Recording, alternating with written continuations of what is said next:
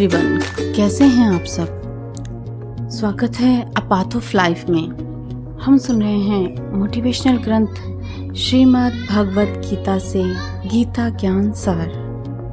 कल हमने सुना अर्जुन विषाद योग। आज दूसरा अध्याय हम सुनेंगे जिसका नाम है सांख्य योग।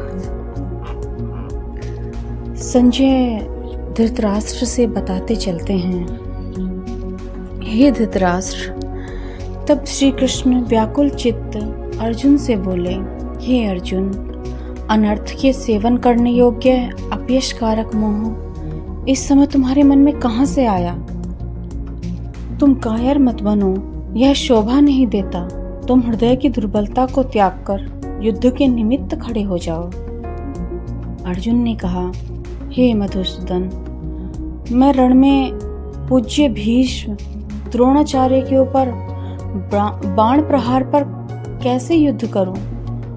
गुरुजनों को मारकर उनके रक्त से सने भोगों को कैसे भोगूंगा? हम नहीं जानते कि संग्राम में हम दोनों में से कौन जीतेगा। यदि हम जान भी लें तो भी जिनको मारकर हम जीवित रहना नहीं चाहते, वही धृतराष्ट्र के पुत्र हमारे सामने प्रस्तुत हैं। मैं आपसे पूछता हूँ, इससे निश्चय करके मेरा भला हो, वह मुझे समझाकर कहिए, क्योंकि मैं आपका शिष्य हूँ। मुझे शिक्षा दीजिए। मुझे पृथ्वी का निष्कंटक राज्य मिल जाए और देवताओं का भी आधिपत्य मिल जाए, तो भी ऐसा कोई उपाय नहीं दिखता कि जो मेरी इंद्रियों के शोक को दूर करे। हे गोविंद, मैं युद्ध नहीं करूँगा। यह कहकर अर्जुन चुप हो गया। संजय बोले, हे राजन, दोनों सेनाओं के मध्य में खिन्न होकर बैठे अर्जुन से श्री कृष्ण ने ये वचन कहे, हे अर्जुन, जिनके लिए शोक नहीं करना चाहिए तो उसके लिए शोक करता है, और पंडितों के से वचन तो कहता है, किंतु पंडित लोग न मरों का शोक करते हैं न जीवितों का। यह बात असंभव है कि मैं पहले न था, तुम न थे, और ये राजा भी न थे, और इसके बाद नहीं रहेंगे। जैसे देहधारियों की इस देह को लड़कपन, जवानी, बुढ़ापा ये अवस्था होती है, तैसे ही मृत्यु के बाद दूसरी देह की भी होती है। इसलिए पंडित लोग मोक्ष को प्राप्त नहीं होते हैं। हे नरश्रेष्ठ, सुख दुख को समान मानने वाले जिस वीर पुरुष को ये बाह्य पदार्थ क्लेश नहीं देते, वह मोक्ष पाने का अधिकारी है। असत वस्तु का तो अस्तित्व नहीं है और सम का अभाव नहीं है। इस प्रकार इन दोनों को ही तत्वज्ञानी पुरुषों ने देखा है। जिससे सारा संसार व्याप्त है, उसको अविनाशी जानो, क्योंकि इस नाश रहित आत्मा का विनाश करने में कोई समर्थ नहीं है। अतएव हे भारत, तुम युद्ध करो। जो पुरुष इस आत्मा को मारने वाला तथा जो मरने वाले मानते हैं, वे दोनों ही ज्ञानी नहीं हैं, क्योंकि यह आत्मा न मरती है न मारती है। आत्मा न कभी जन्मती है न कभी मृत्यु को प्राप्त होती है। नष्ट होने पर भी वह नाश को प्राप्त नहीं होती। जो पुरुष इस आत्मा को नित्य, अविनाशी, निर्विकार और अजन्मा जानता है, वह किसको घात करावेगा और किसको मारेगा। जिस प्रकार मनुष्य पुराने वस्त्र को फेंककर नए वस्त्र ग्रहण करता है, उसी प्रकार आत्मा पुरानी देह छोड़कर नई देह धारण करती है। आत्मा को शस्त्र नहीं काट सकते, अग्नि नहीं जला सकती, जल भिगो नहीं सकता।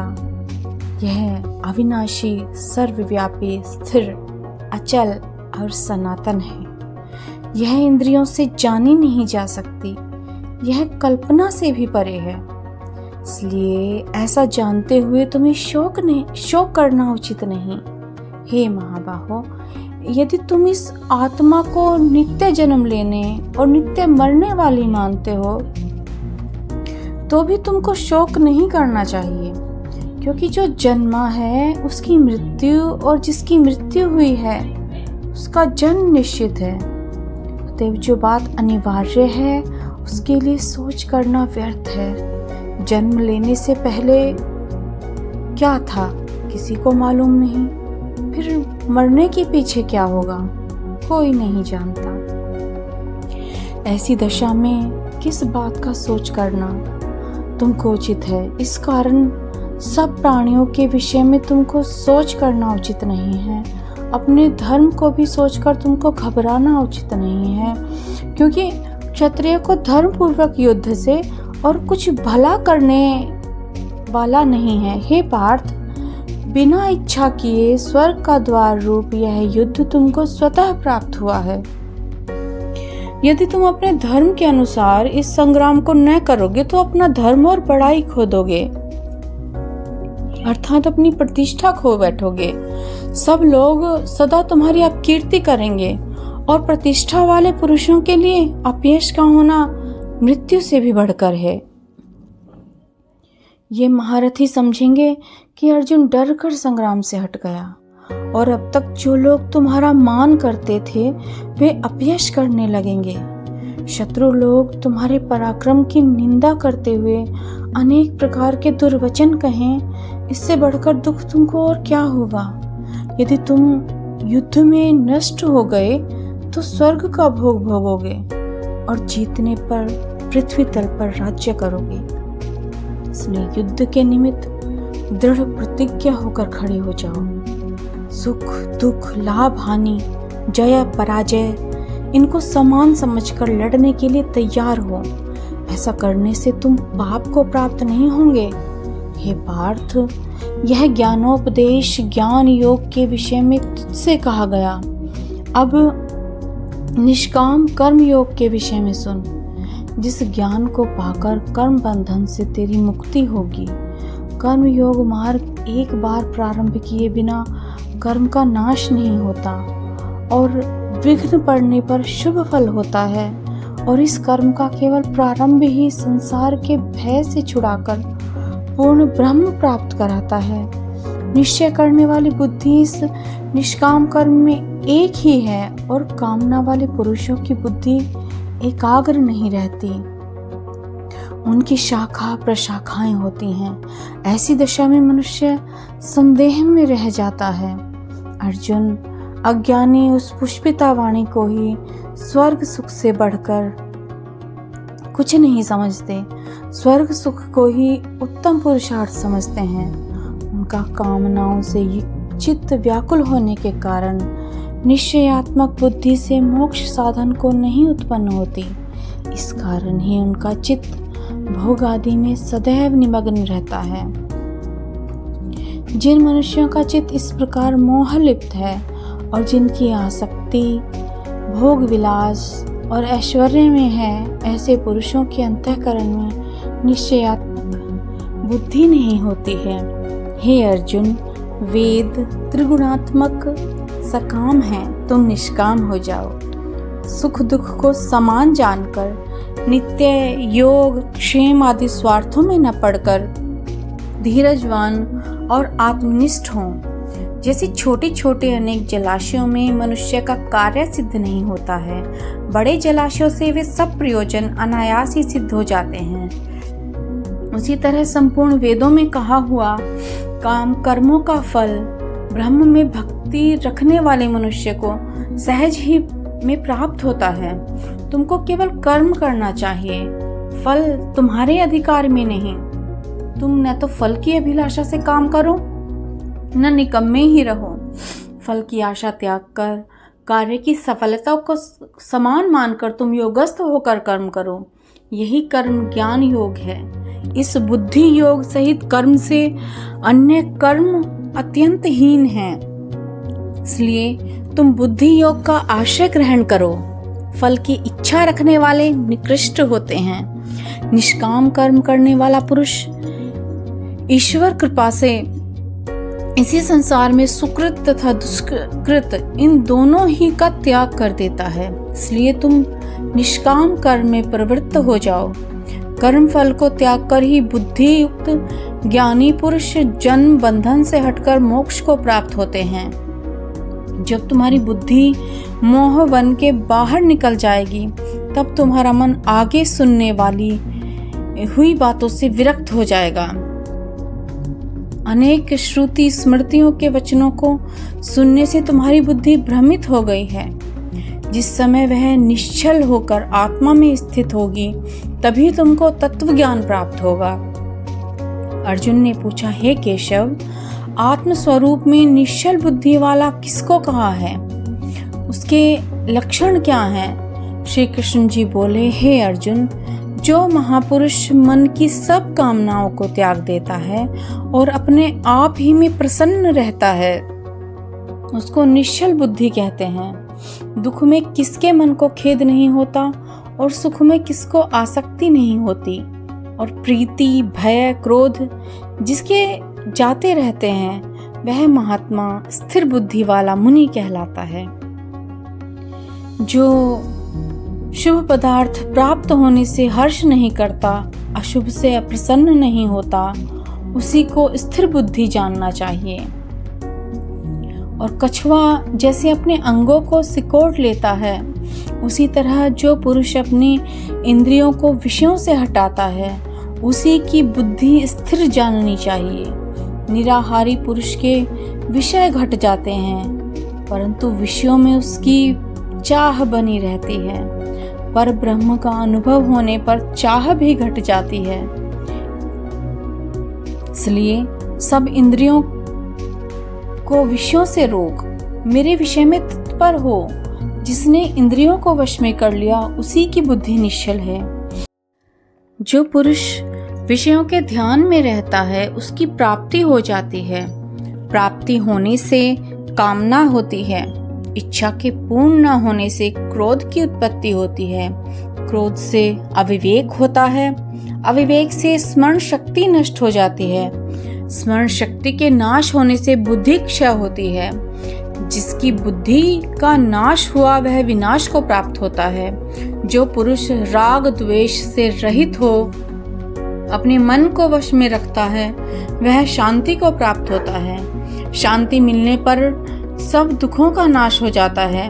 प्रसन्न चित्त वाले की बुद्धि निश्चल होती है। जो पुरुष योग युक्त नहीं है, उसकी निश्चल बुद्धि उत्पन्न नहीं होती। ईश्वर में भावना नहीं होती। भावना के न होने से शांति प्राप्त नहीं होती। अशांत को सुख कहाँ से मिलेगा?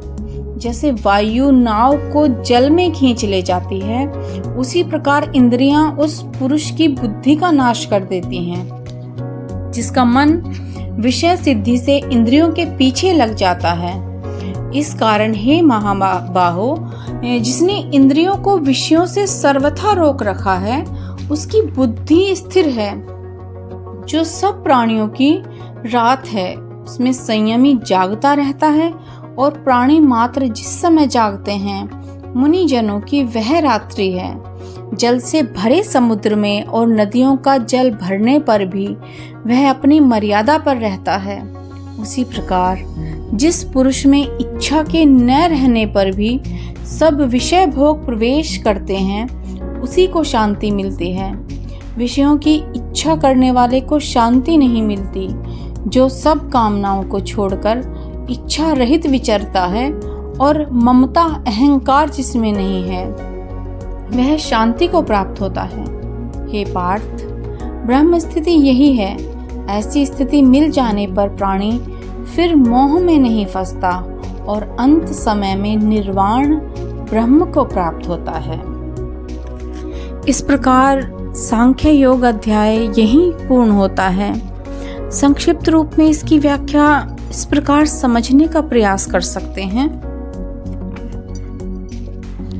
अहंता रहित होने पर मनुष्य ब्राह्मी स्थिति को प्राप्त हो जाता है। उसकी अपनी कोई स्वतंत्र स्थिति नहीं रहती। इस ब्राह्मी स्थिति की प्राप्ति एक बार और सदा के लिए होती है, कारण कि ब्रह्म में हमारी स्वतः स्वाभाविक स्थिति है, पर अहंकार के कारण इसका अनुभव नहीं होता। मैं हूँ मिट जाए और है रह जाए, यही ब्राह्मी स्थिति है। यह सत्ता मात्र हमारा स्वरूप है। अतः मैं पन को मिटाना नहीं है, प्रत्युत उसे अपने में स्वीकार नहीं करना है। जिसकी सत्ता विद्यमान ही नहीं है, उसे मिटाने का प्रयत्न करना उल्टे उसे सत्ता देना है। यह सिद्धांत है कि जो वस्तु मिलने और बिछड़ने वाली तथा उत्पन्न और नष्ट होने वाली होती है, वह हमारी तथा हमारे लिए नहीं हो सकती। शरीर तो मिलने बिछड़ने वाला तथा उत्पन्न नष्ट होने वाला है, पर स्वयं मिलने बिछड़ने वाला तथा उत्पन्न नष्ट होने वाला नहीं है।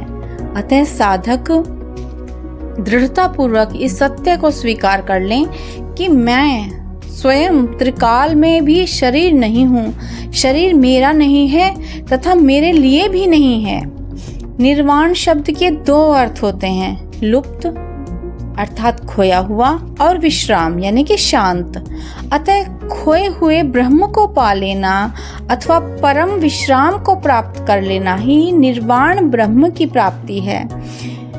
निर्वाण शब्द का एक अर्थ शून्य भी होता है। शून्य अभाव का वाचक नहीं है। शून्य का तात्पर्य है जो न सत हो न असत हो, न सत सत हो और न सत सत से भिन्न हो, अर्थात जो अनिर्वचनीय तत्व हो। जैसे अतस्तत्वम सद सदु भयानु भयात्मक चतुष्कोटि विनिर्मुक्तम शून्यमेव। क्रिया मात्र का संबंध संसार के साथ है। हमारा स्वरूप अक्रिय है, इसलिए शरीर के द्वारा हम अपने स्वरूप के लिए कुछ नहीं कर सकते। शरीर के द्वारा हम कोई भी क्रिया करेंगे तो वह संसार के लिए होगी, अपने लिए नहीं। तो फिर हम अपने लिए क्या कर सकते हैं? हम अपने लिए अपने द्वारा निष्काम, निष्प्रह, निर्मम और निरहंकार हो सकते हैं। क्यों हो सकते हैं? क्योंकि हम वास्तव में स्वरूप से निष्काम, निष्प्रह, निर्मम और निरहंकार हैं। आज के लिए बस इतना ही। संभावित त्रुटियों के लिए क्षमा प्रार्थना करते हुए लेते हैं विराम। मिलते हैं कल तीसरे अध्याय के साथ, जिसका नाम है कर्मयोग। तब तक के लिए bye bye. Thanks for listening.